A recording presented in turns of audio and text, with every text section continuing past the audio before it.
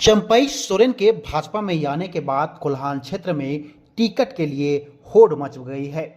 राज्य के पूर्व मुख्यमंत्री और कोल्हान टाइगर चंपई सोरेन के झारखंड मुक्ति मोर्चा छोड़कर भारतीय जनता पार्टी में शामिल होने के बाद भाजपा के आम कार्यकर्ता उत्साहित हैं। 2019 के मुकाबले इस बार कोल्हान क्षेत्र में भाजपा का खाता खुलना तय माना जा रहा है। यही वजह है कि भाजपा के प्रदेश अध्यक्ष बाबूलाल मरांडी के गृह जिले की सभी 6 विधानसभा सीटों पर दावेदारों की लाइन लगी हुई है। 2019 के चुनाव में जिले में 6 विधानसभा में महज एक जमुआ सीट पर कमल खिला था। एक अन्य धनवार सीट पर उस समय जेवीएम के प्रमुख रहे बाबूलाल मरांडी की जीत हुई थी। बाद में बाबूलाल मरांडी अपनी पार्टी जेवीएम का विलय भारतीय जनता पार्टी में किया था। इस बार 2 सीटें भाजपा के खाते में मानी गई है। धनवार सीट की बात करें तो इस बार स्थितियां बदली हुई है।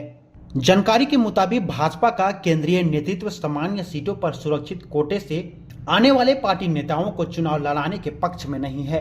उन्हें सुरक्षित सीटों पर ही चुनाव लड़ने हैं, लेकिन मरांडी स्वयं पार्टी के प्रमुख हैं। ऐसे में वे कहीं से भी चुनाव लड़ सकते हैं।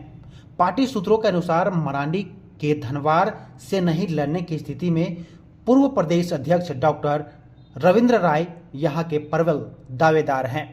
इससे पहले वे कई बार भाजपा के टिकट से प्रतिकूल स्थिति में विधायक बने हैं।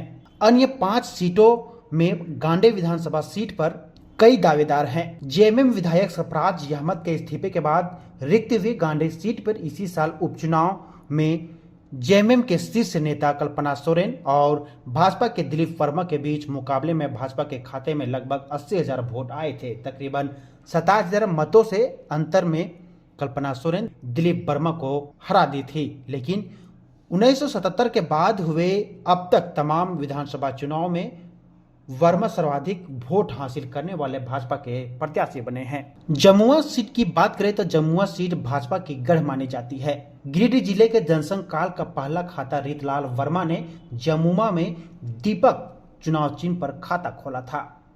वर्ष 2019 में केदार हाजरा तीसरी बार काफी मुश्किलों से जीते थे। इस बार कई दावेदार हैं, लेकिन प्रदेश आलाकमान केदार हाजरा जैसे कद्दावर नेता की तलाश कर रहा है जो साफ सुथरा छवि वाला है और कमल खिला सकेगा।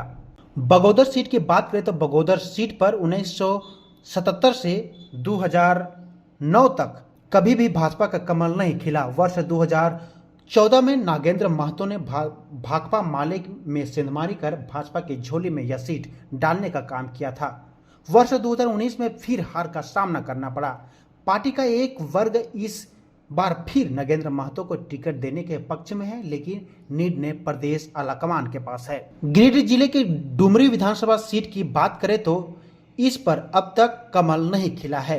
हालांकि 2019 तक पार्टी अपना उम्मीदवार देती रही है, लेकिन इस बार स्थिति बदली हुई है। जेएमएम टाइगर जगन्नाथ महतो के निधन के बाद हुए उपचुनाव में भाजपा आसू गठबंधन प्रत्याशी यशोदा देवी और स्वर्गीय महतो की पत्नी बेबी देवी के बीच चुनावी मुकाबले में बेबी देवी विजयी हुई थी और मौजूदा हेमंत सोरेन सरकार में मंत्री भी है।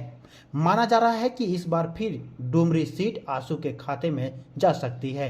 इसकी पूरी संभावना है।